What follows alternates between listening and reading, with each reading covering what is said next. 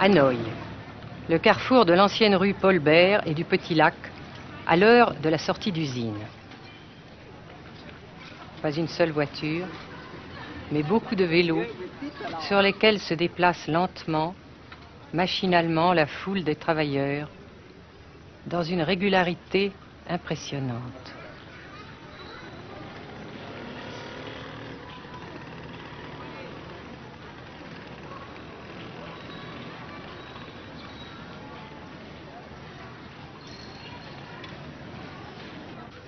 La sensation que ce pays est anormal ne nous a pas quittés au Nord-Vietnam.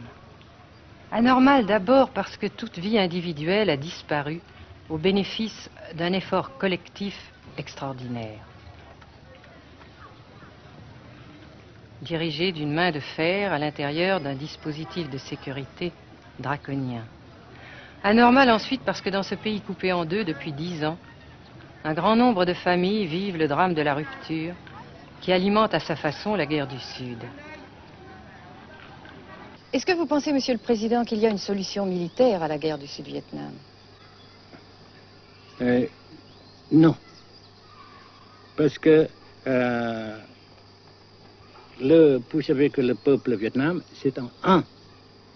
Et le pays du Vietnam, c'est un. Les Américains ont fait une guerre d'agression, comme qui dit, c'est une guerre non déclarée.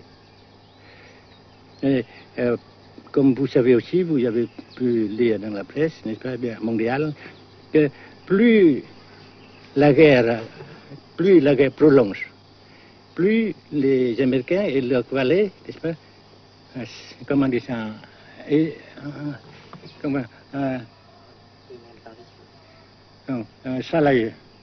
s'enliser, et plus ils supportent des échecs, comme vous savez récemment, n'est-ce pas?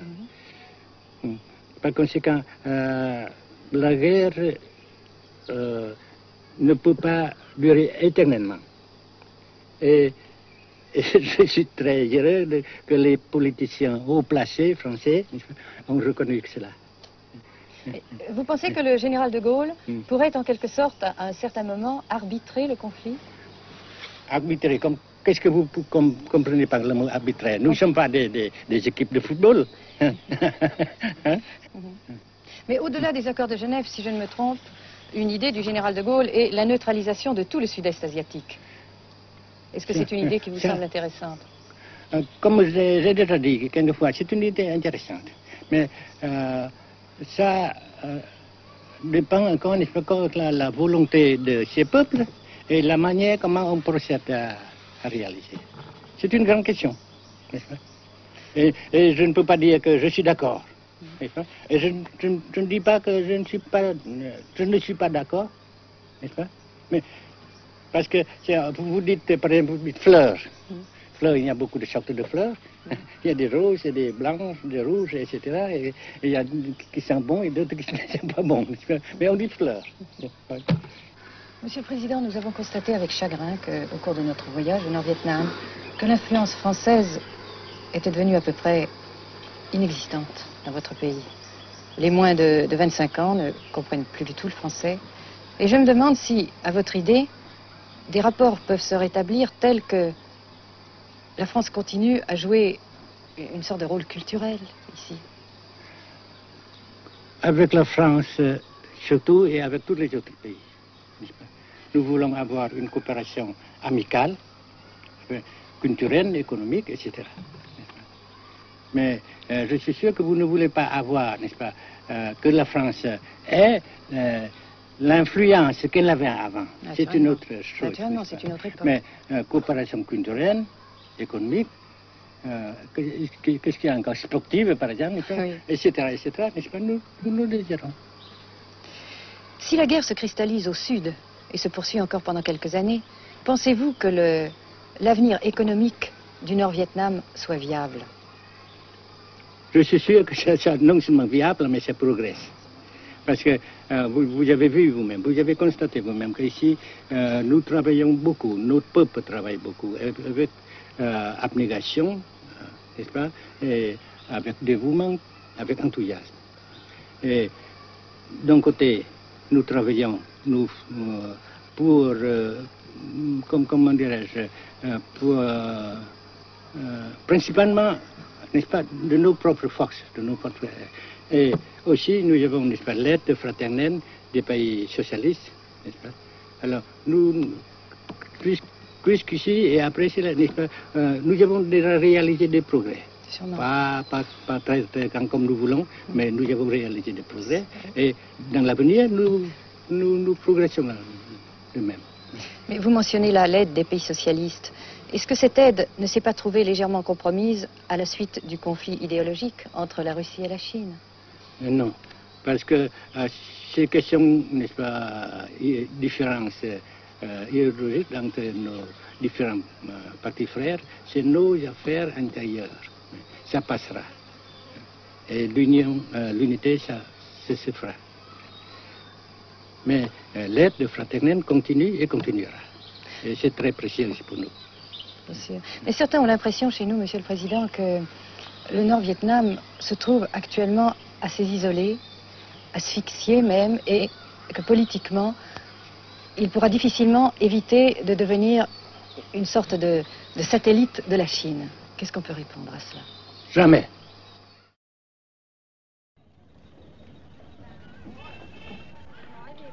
À Hanoï, la vie continue, malgré les alertes, malgré l'évacuation de plus de la moitié des habitants. Les petits magasins de la rue de la Soie sont pour la plupart fermés. Seule la trêve du Tête et ses fêtes de famille devaient redonner pour quelques jours un peu d'animation à la ville, avec la traditionnelle branche de pêcher en fleurs, symbole du nouvel an lunaire et du printemps tonkinois. La trêve, malheureusement, ne fut qu'un espoir déçu.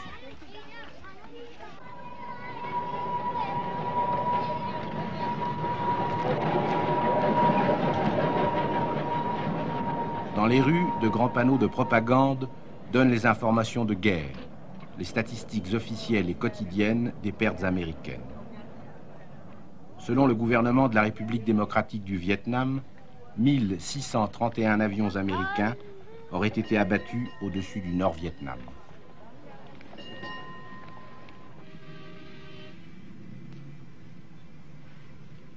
Le Grand Pont d'Oumer, construction métallique de 2 km de long à la sortie nord-est de Hanoï, assure toujours la traversée du fleuve Rouge. Sa sauvegarde est capitale. La défense antiaérienne du Vietnam, tant redoutée par les pilotes américains, dispose de nombreuses fusées solaires de fabrication soviétique. C'est la première fois que nous pouvons vous les montrer. Les rampes mobiles de lancement sont déplacées chaque nuit afin de déjouer les repérages.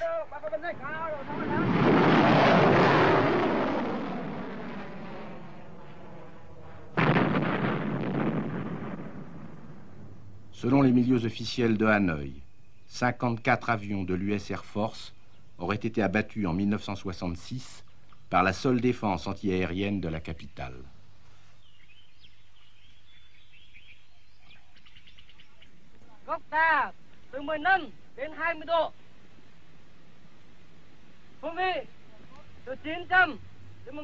Pour la première fois également, nous avons pu voir les pilotes et les avions de chasse vietnamiens. Pour la plupart, leur formation a été assurée en URSS. L'état-major des forces aériennes du Vietnam se défend d'utiliser des pilotes ou des spécialistes étrangers.